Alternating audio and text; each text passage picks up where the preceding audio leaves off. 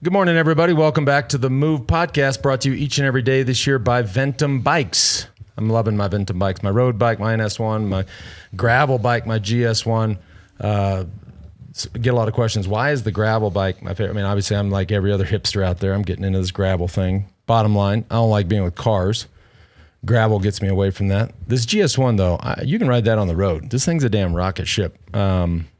Cool thing they're doing this year, we're picking a few days a week of a Ventum Rider of the Day. Just follow at Ventum Racing and at WeDo.team. Tag us, throw up a post. Tell us why you love to ride your bike, why you like to get out there, what it means to you, how it makes you feel. We'll pick a few of you every week, and then you can enter to win either an NS1 or a GS1. Head on over to ventumracing.com. That's ventumracing.com. We're talking about Stage 13. I'm joined by JB Hager and the eternal second place, Dr. George Hincapie down there. Second? What do you mean? Well, you're in second. Well, we don't know. We'll see today. We'll see what's happening with the feed vote today. But you were in second place yesterday. Listen, Mads Pedersen.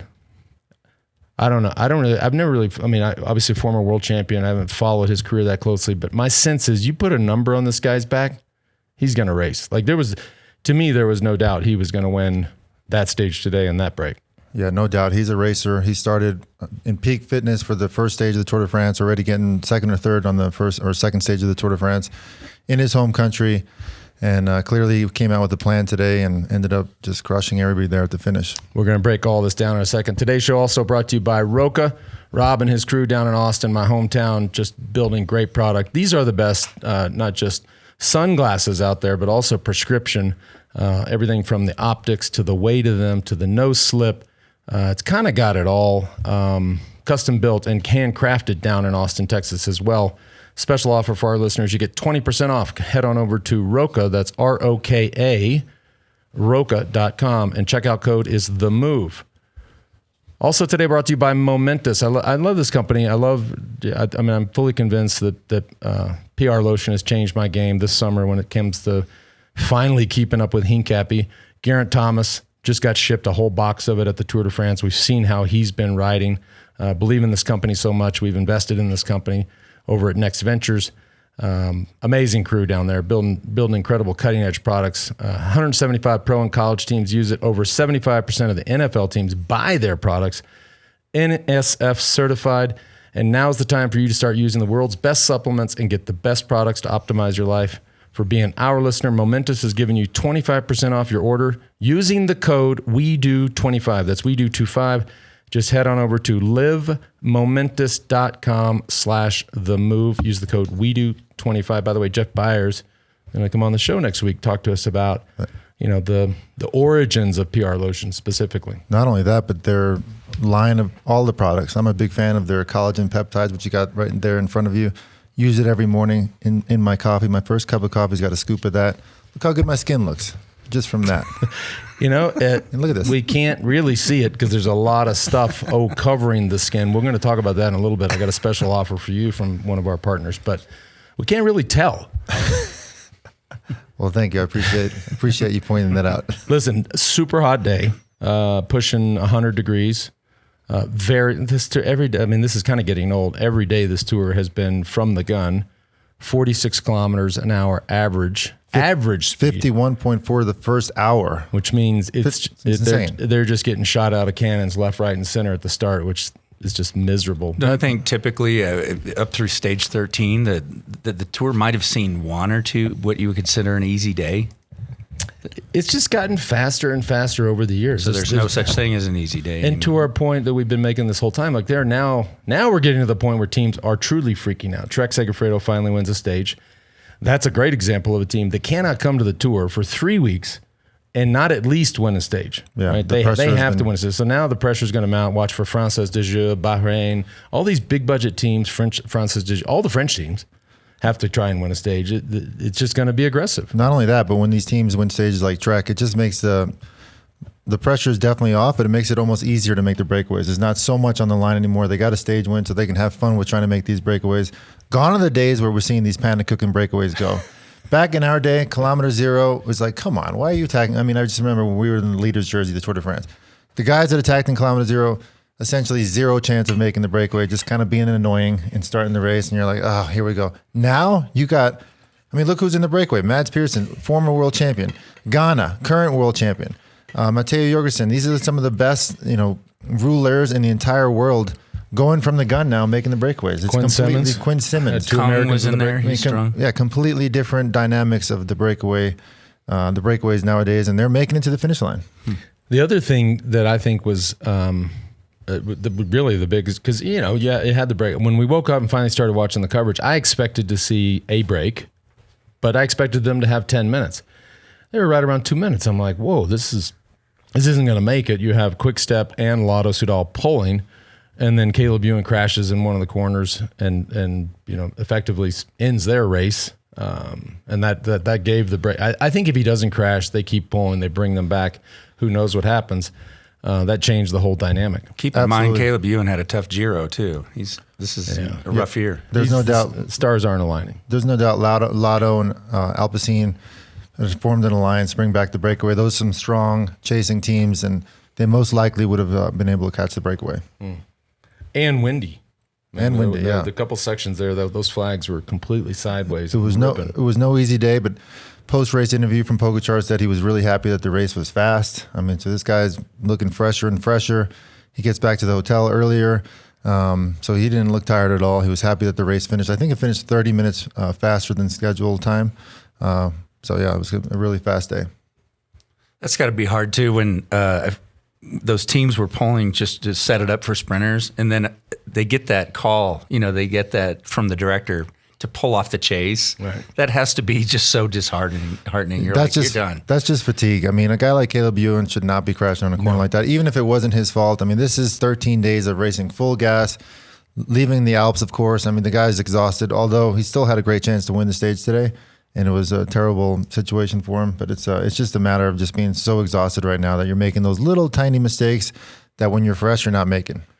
Talk about stars aligning. 3 Danish wins in the last 4 days. Massive. And of course, we know the tour started for 3 days in Denmark. Huge for that country. Then you layer on 3 stage wins in 4 days. I mean, I don't read the Danish press ever, and I don't plan on it. But it's probably that's huge. Top to bottom. It's huge for the country. I feel like it's almost like we were talking about it 3 years ago with the Colombians. I mean, they were in every breakaway, winning stages, winning the Tour de France. Now it's shifting over to Denmark. I mean, these guys got to be really proud of the way they're racing as a country. Even Vindigo mentioned it today that it's been a huge success for the country of Denmark so far in the Tour de France. I think you've even pointed it out, or both of you. It's odd to not see a flood of Italians. And it just ebbs and flows. Yeah. Well, Gannon was there. I mean, we're going to break down this breakaway. I don't know if you want to do it now or you got some business to do. No, it's whatever. We just, it's. We do have the finish. We pick up what you put down, whatever. Yeah, no. So it's just funny when you see a breakaway. Not funny when you see a breakaway like that. As I mentioned earlier, nowadays it's the strongest guys are making these breakaways. And for someone like Mads Pedersen being the fastest guy, the one thing he has to do, he's got to minimize the variables in that breakaway. So if he's with 8 or 9 guys, he's clearly the fastest guy, has gotten second and third in some of the field sprints with the best sprinters in the world. So what happens? All of a sudden, even though he's the fastest guy, he's probably got the least chances to win in a breakaway of 8 or 9 guys. Please explain that. Well, because now everybody knows that he's the fastest, so they're going to key off of him and try to counterattack him because his responsibility is to keep the group together to the end. So I feel like Trek played a perfect strategic role today by putting Quinn Simmons on the front, going all out on that climb, opening the door for Mads to attack and really minimizing the group to 3 guys instead of whatever it was, 8 or 9 guys. So he really has a much easier way of controlling those 2 other guys he was with. So he had to go all in. Trek's strategy today was perfect. I mean, to a T. And he's the one who separated that front group. That was his attack that split up the front group. So, I mean, he controlled once Lotto stopped pulling and we also realized the break was going to make it. I mean, he was the director of that film, for sure, all the way to the finish. All the way. And then, I mean, Quinn Simmons went so hard on that Category 3 climb that he was covered in throw up at the finish line. And they actually asked him at the finish line, hey, what did you sit up after you pulled off? He's like, bro, look at me. I'm covered in throw up. I went as hard as I possibly could. He put it all on the line for Mads Pedersen and really just played a huge role in Mads winning that stage today. Have you ever thrown up in a bike race? I have not, actually. I haven't either. Yeah. How hard'd you go? Well, I threw up. That's weird. You see that more in running at the finish line. You see it a lot. But man. we can show that a bit of that last sprint if you have any input here, George. Really good position. He knows, right, it has the kick. He's keeping an eye on him. This is why he's one step ahead, because he knows he would get the extra bike length. Yeah, I mean, Mads is in a perfect position here. Like, this could not be gone any more perfect for Mads. These guys didn't even attack. Mads is clearly the faster guy. The Canadian here, I think he's just happy to be on the podium position of the Tour de France. So he's not wanting to get caught from behind, and Mads just goes, which I thought was kind of early, 250 meters to go, but clearly he had the confidence and he had the legs and wasn't even really worried about these guys beating him in the sprint. Not even close. Not even close.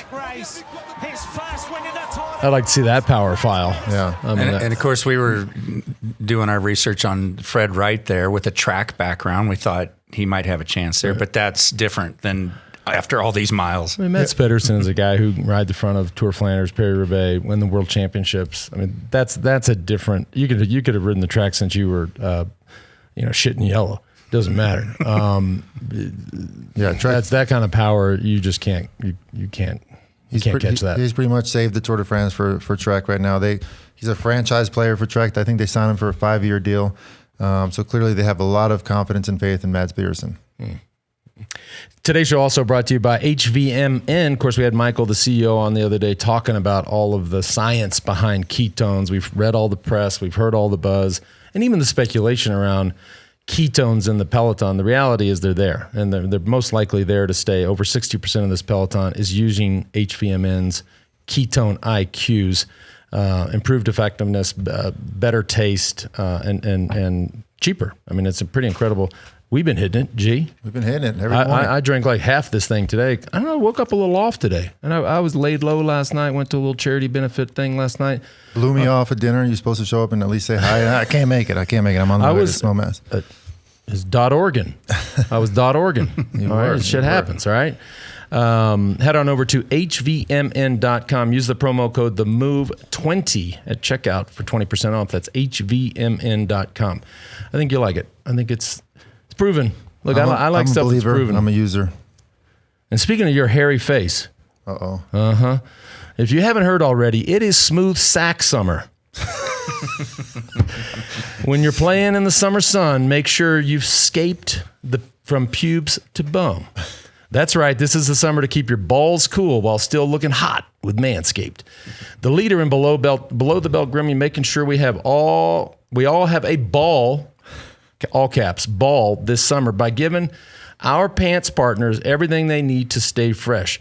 Dive headfirst into smooth sack summer by going to manscaped.com for 20% off and free shipping. Gee, I mean, oh man, you've been doing that therapy about the flight stuff. You can't. We're going there. Like it's all wide open. So George, if he's not on a big jizzy, if somebody, God forbid, brings him a small jizzy, he started having these panic attacks. Now he's interviewing therapists to help him through this thing. And This is true.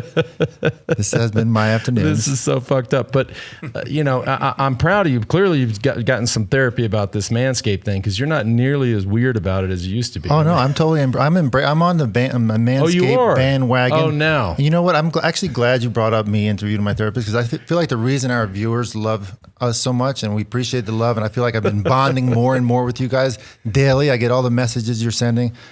But we got to be open. We endorse products that we believe in. Not only do we believe in them, but we need them. So I want to give the whole backstory of the Manscaped, how they came on the show. I get a message from his beautiful partner, Anna Hansen, 2 spring breaks ago, and she goes, "Gee, I need help. I really need help." And this is how we found Manscaped. Okay. Show us your chest right now. Does it look like that? No, it doesn't look like that. So look at that and look at it now. Come on, guys, pan in on this. Nice work. I mean, this is thanks to Manscaped. So we're on the Manscaped bandwagon right now, y'all. Listen. Okay, just for everybody liked that McConaughey story yesterday. That photo is actually from South Beach. He and I out on a run, but I barely remember the trip, and I definitely don't remember all that hair on my chest. But where do you come up with this shit? Man, I'm always working, bro. Always working. All right, head on over to manscaped.com, and the code over there is THEMOVE. That's manscaped.com, gets you 20% off. But I'm proud of you, man. You clearly worked through the issues you had, talking about your hairy self. God, I was a little nervous about pulling my shirt up there. We did this race, and Courtney, head of HR, and Dean Hill did this race in Arkansas, I don't know, like a month ago. And some of you fuckers on Instagram, this social thing, comment. Social thing. Comment. Just in. Comment. I don't read a lot of comments, but it was at the top, and I was like, hang on a second. Somebody goes, Lance has a SpongeBob body. I was like, you know what? Oh, man. Talk about needing therapy. I was like, fuck, I'm not eating for a week. SpongeBob? What does that even mean? That's bad. Should we talk about tomorrow? Well, I think. Or is there more today? Did we shout out the fact that we had 2 Americans in the breakaway? We did.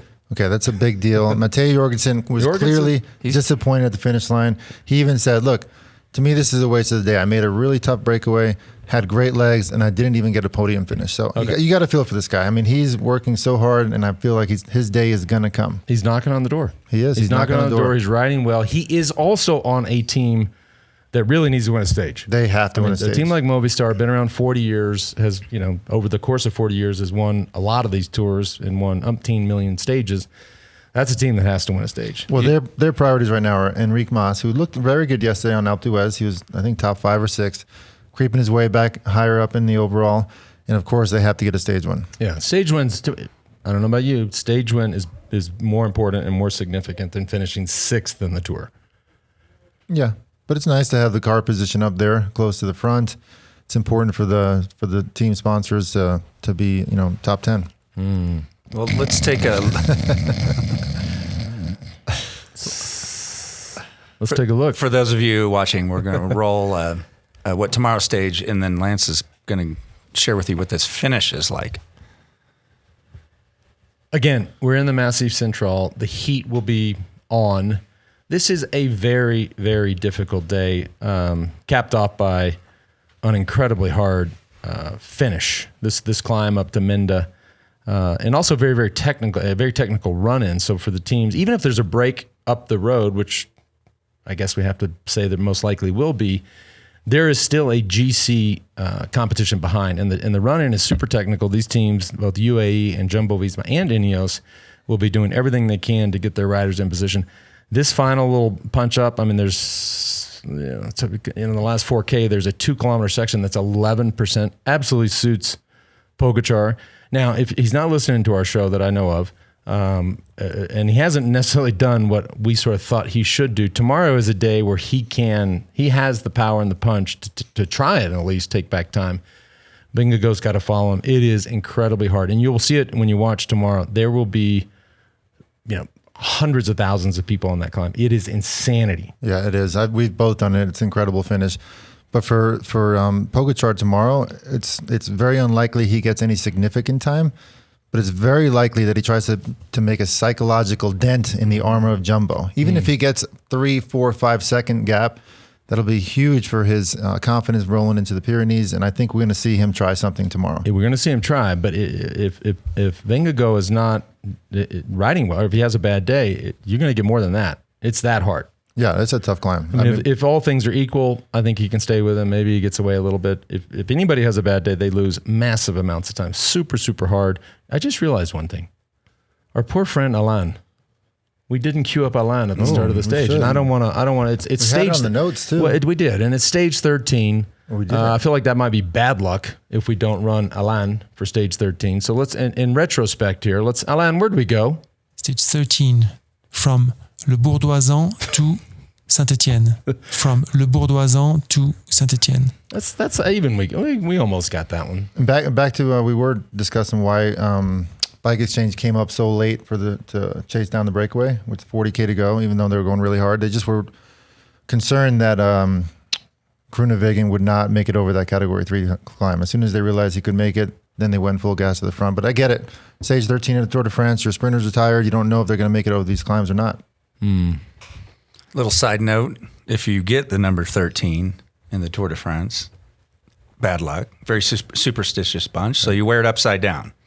Has that always been the case? I don't remember it when we raced, but now you see it a lot. Definitely. Stefan Kreuzwick is wearing number 13, of course, on Jumbo Visma. He has his numbers upside down. We couldn't find a photo. We can maybe dig one up or take a picture of the TV tomorrow. You'll see it. Does he have them both upside down or one? No, both. Because usually the way I've seen is one's upside down to sort of negate the bad luck effect, and the other one's straight up and down. Are you superstitious? I am a little bit. Like what? Like what's your thing? Well, I mean, Especially when racing. I don't have to give all my personal information on the show. Let's talk about that therapy. Maybe later. Let's talk about that therapy you're doing for your small jizzies. Man. No, for real. Can we go back to tomorrow's stage? Did you have a race superstition? Some sort of routine that you had to do? I definitely had a routine. I would never wear. Before like big one-day races, I had to wear new gloves and new socks. I had to come out of the packaging, and I felt like that was my sort of protection. Wait, you didn't wash them before? No. Ew, no. gross. Yeah, they come from the factory with like all that stuff on there. I know. I would never wear anything new like chamois. You got to wash before. Yeah, for sure. Right I wash it all. No. You're not giving it up, JB. No, we'll have to. We'll dig again later. We'll get something out of him. All right, we have some really good news. Stick around. We do have a Joe Natoli surprise. And another the hairy thing wasn't Joe Natoli? Not yet. No. We got really good stuff, and it'll come in a little bit. But we have really, really good news. Okay. Bikes for Kids Uvalde, as of this morning, met our goal. Has hit the goal of $230,000. Halfway through the tour, we're already at $230,000. Unbelievable. You guys are all so generous, and we really appreciate it. Now, that means we'll be all heading down there soon and delivering these bikes to all these kids. And it says on the page just a little bit below that, if anyone still wants to donate, the funds are going to go to Uvalde if whatever goes over. Maybe you were like, hey, I wanted to do that and didn't get around to it. It's going to go to Uvalde. It's going to go to other needs in that community. And I'm sure with Operation Get Out, we're going to organize some bike camps, right. And invite all these kids to come out and learn some skills. I didn't think I wasn't prepared for that. I mean, $230,000 to buy 800 bikes for an entire elementary. That's a lot of money. You got the economy going on. You got inflation. You got crypto in the tank. You got nonprofits are hurting right now. Nonprofits are feeling it. I mean, our goal was to reach that by the end of the tour. So the fact that we our listeners are awesome. my ozone for the listeners. That's why we're bonding more and more every day, y'all. For this particular We're doing reason. what? We're bonding with our viewers more and more. Oh, I thought you meant I am at least. I thought you meant we were bonding. You and I know. A few quick shout outs for buying bikes. Anthony Carano, thank you for buying 4 bikes. You know, that's my boy. Yeah, really? Anthony from Nevada. Oh, cool. Yeah, he's great. Anthony hammers on the bike. He's the man. David and Patty Gould, 4 bikes. Pete Carpino, looks like 5 bikes. You met my buddy Sam yesterday. He and his brother bought 2 bikes each. Awesome. Dan, thank you. Sam, thank you. Is Alex, that his brother? Sam and Dan, brothers. That was his brother? I didn't know that. I thought it was his buddy. Wait, that's his brother. Oh, Sam awesome. and Dan. Yeah. Nobody told me. Okay. Nobody tells me shit. And here's one, the Mervyn L. Brenner Foundation. Ellen, thank you for stroking an $11,000 check. Wow. Dang. Pete Carpino, thank you. All right, cool. Now, this is going to get we got some fun here. I think we should go back to the profile one more second because I feel like we kind of glossed over it. But tomorrow, the advantage, in my opinion, is going to go to Jumbo because they are a classics team. They're going to do a crazy lead out to the bottom of this climb. Jonas is going to most likely going to hit to the bottom of this climb behind Roglic, behind Van Aert, behind guys that'll make the first kilometer of that climb like almost impossible for anybody to attack. So I feel like they have the advantage, but I do feel like Pogačar has to make a move. Even like I mentioned, even if it's just a couple seconds, it's going to be huge for him to get that if he can tomorrow. This is a hard day. I mean, again, very tough day. Still in the Massif Central. Also, the pavement's still the same. It rolls really slow. It's very hot, super technical, never flat. This will be exciting. But again, Jumbo, they have the power. They have the numbers. They can ride their pace over all those little lumpy stuff right before the finish. And let whatever they want go. Of course, nobody too close to the GC, but just keep them as close or as far as they want, and then accelerate to the bottom of that final climb. Yeah, it'll be a fun one to watch. It will be. Tomorrow's going to be exciting. Cool. And time bonuses. And time bonuses. I mean, if Pogacar does sneak away, even if it's for a few seconds, well, of course, potentially or most likely there's a break up the road taking the time bonuses. But if not, agreed. And there. thus far, the team hasn't showed, UAE has not showed that they can be up there and control that breakaway and keep them close so Pogacar can win the stage. Like, they haven't really showed. They don't have the numbers. Maybe they can do it tomorrow, but I haven't seen that thus far. So if you think Lotto if Jumbo's given this lead out for Vingegaard, you think the peloton just lets Pogacar have that wheel behind Vingegaard? I think they do. Yeah, they do. I mean, but I think they're giving the respect. He's still got to fight for it. So he's essentially using their team. He doesn't have to have a team leading him out. I think the peloton has mad respect for him and gives him that wheel of Vingegaard. At the age of 23, he's a peloton boss. They probably all saw the rap video. They saw, but But what's exciting? I actually think this peloton likes him. What's exciting about it? It'll be a full-on battle for position, like you see going into the Arenberg Forest, or you see going into the Mur de Grammont. I mean, it's going to be one of those where there's going to be a lot on the line to get to the front of that climb, or the bottom of that climb in the first 10 positions. It'll be exciting. Cool. All right, a few quick emails here for you guys. Hey, guys, I believe I have the last known remaining official autographed Hincapie U.S. Pro Championship poster from 1998. Wow. George was at the Bike Retailers Convention in Chicago to sign autographs. I was a kid working at a local bike shop where he signed it. If Lance wants this to hang in his trophy room, it's in decent shape. Probably worth a couple $100,000. That's from Kevin in Dallas. Gee, I think I have one of those. 100 G's. I'll be selling mine if y'all want it. Anybody want it? I'll take down the Richer over the fireplace and put this up. Yeah. Okay, we got another image for you. This is here's a little something to showcase on today's show from Lou. By the way, Lou Canton. before you say that, back to that picture, you know who helped me win that, right? Yeah, that's right. Mr. Lance Armstrong. right? That's right. Helped That's me right. win this national championship. Oh, wait. So thank you, Lance. I did. Is that you raising your hands up in the back? I don't think so. there's a postie back I was there. farther. I was working too hard. Yeah. I pulled a Wout van Aert. Once I had done all my work, I straight sat up. Yeah, the man does, believe it or not, y'all, he has worked for some his So friends once in a it while. took some guy finding a poster in his basement to remind you, because you always make fun of me on the show, like, oh, Lance, he doesn't know what he's talking about. He's never done that. This is correct. You did. I worked you did my let me ass out. off for you that day. You did. And then you went on, and 2 weeks later, or a week later, you won the Tour of Luxembourg. Yep. I mean, this was the start of very Won a amazing race in things. Germany. Yep. It says Thank God I skipped that tour in '98. Yeah. here's a little something to showcase on today's show from Lou. He's did a little So no, Talladega Nights for love us. it. don't be a panic-cookin'. I'm the best there is. I piss excellence. Check out my moves, G. But let me ask you: that's not my face, is it? I had to take a second look. So Joe Natale has got some copy. He has inspired some copycats. We do have Sweet baby Jesus. We do have a Natoli too. I think you're gonna like this. Okay. Yes. Camaro IROC Z now available with WeDo. Rolling in my WeDo, yo. Got the roof down. So catch my flow. Look, that is Joe. Just FYI, the IROC was white. And Joe, it would have been better with his haircut at the time, which is a huge fro going on. That would have been nice popping out of that George, convertible. the fact that you even bring up hair in the late 80s, if I will dig this picture up. I will dig this picture up. You Okay, couldn't moving even on. fit in Moving it couldn't even fit in the frame. It was so big. Hey guys, I have a question for George and Lance. What is the weirdest thing you ever saw alongside the Tour de France route? That's from Torsten in Johannesburg. Weirdest thing. Dudes in thongs. That's always a little bit weird. Yeah. Running alongside of you all hairy, needing some manscape. They didn't have that back in the day. Tell you what. Yeah. And the tour is weird. You see all kinds of weird stuff. Yeah. You know, you see boobies. Yeah. Which that's not. I'm not saying that's weird. I'm just saying you see it. You know, you Just see the way you said that. It's like a kid who saw his first boobies after the way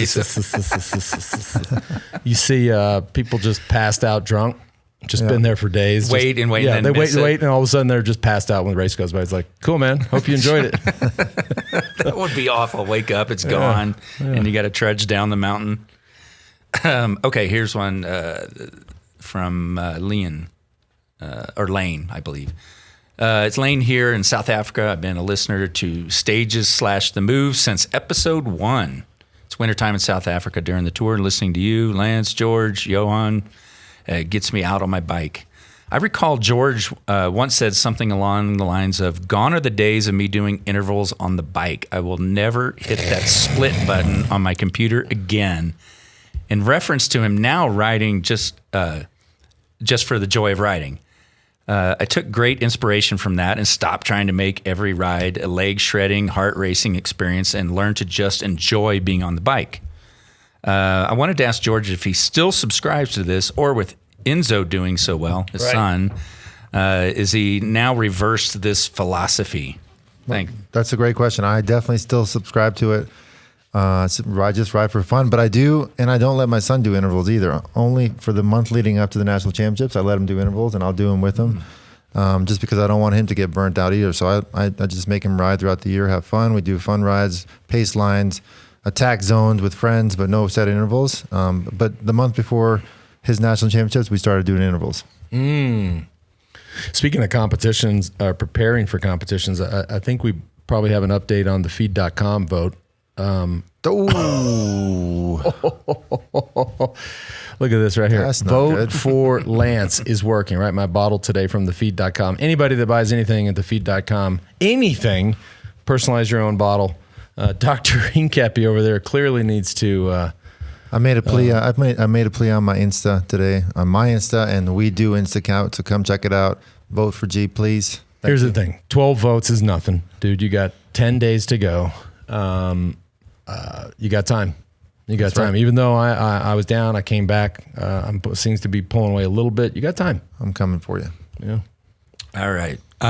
Send your any questions to themoveitwedo.team. Yep. Also come today, JB Squared, La Movida, Outcomes. It was nice to see Spencer here in town. That's right. Yep. And, Spencer's here recording Outcomes. Of course, Johan's over in Madrid. They're doing it together, but he's here in Aspen. He drove up from... Boulder, dude. Dude. It's pulling out of town, bro. And it's a break in the tour, so I did a little climbing, dude. And I-70, bro. I-70 is a mess, bro. One lane was closed. Took forever, dude. So I just stopped, man. I stopped, pulled over, had some tea. And I'm here, man. I'm here. It's so righteous, so great, so blessed to be here with you guys. So blessed, so namaste, so everything, man. So namaste. Spencer doesn't actually talk like that, but I said Boulder Dude would make an appearance. That was not his appearance, but since we were talking about Spencer, I was like, Boulder Dude. Boulder. First appearance of Boulder Dude this will be tour. back. All right, thanks for tuning in, everybody. We'll see you tomorrow.